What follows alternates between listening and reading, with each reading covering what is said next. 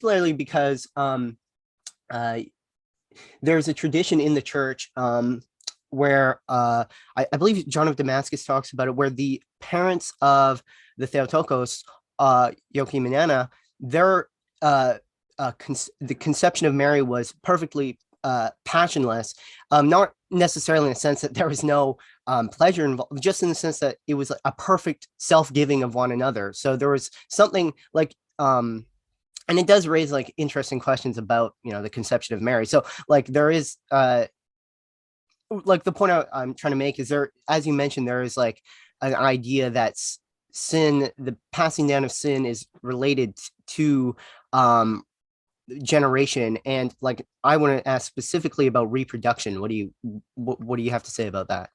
Yes, that seems pretty universal in the tradition, that it is connected to the sexual act. But see how exactly that cashes out, there's been some discussion on, right? So in the East, it's in the Old Testament, we see that, right, you could not have sexual relations on holy ground in the temple.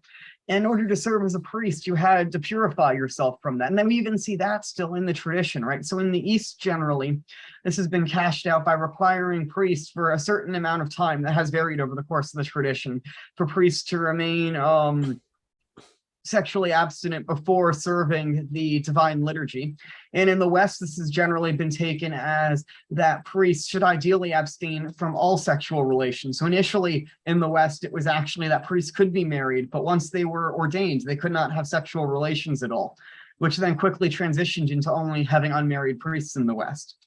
So there has been, from the earliest days of the church and in the Old Testament, an idea that there should be an abstaining from sexual relations in connection to holiness, but that those relationships themselves are not bad, right? Because God, even before the fall, commands Adam and Eve to be fruitful and multiply and fill the earth. So reproduction is not sinful, right? And I think some of the church fathers actually talk about how God has redeemed the sexual act by baptism. Now that we have children who can be born and made children of God, because before that, the children were born and they were simply condemned in their sin, no matter what. And so God has redeemed the sexual act through Christ. Now, how this relates to that, so the Eastern fathers generally took it that before the fall, there would have been no sexual relations. Somehow, essentially, children would have been begotten without sexual relationship between Adam and Eve.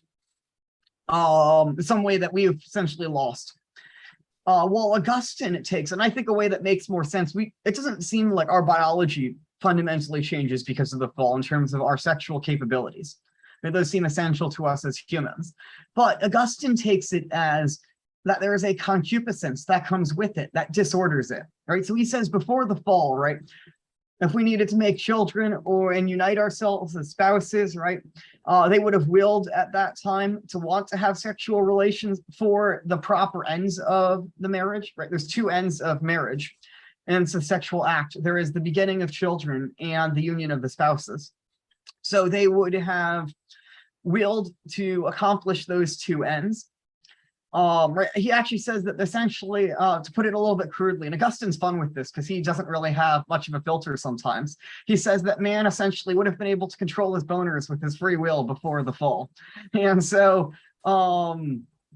they would have willed to have sexual arousal at that point. They would have done the sexual act and there would have been no lust connected with it at all. Mm-hmm. But now, because of the fall, what's connected with lust, even in marriage, he says, when it's redeemed, there is still a lusting between the spouses that remains in it to at least some degree, even if it's the smallest degree.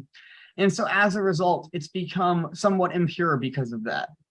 And so he thinks that that is ultimately with what happened. So the tradition has never dogmatized one of those views. I mean, it really doesn't affect us whether or not there was before the fall, because now it is indeed connected with concupiscence. I do think Augustine works this out in a way that makes sense, more so than there not being it. This does end up an issue in the East of, was there even sexual difference before the fall? But St. Gregory of Nyssa sort of speculates maybe God made Adam and Eve male and female only in view of the fall.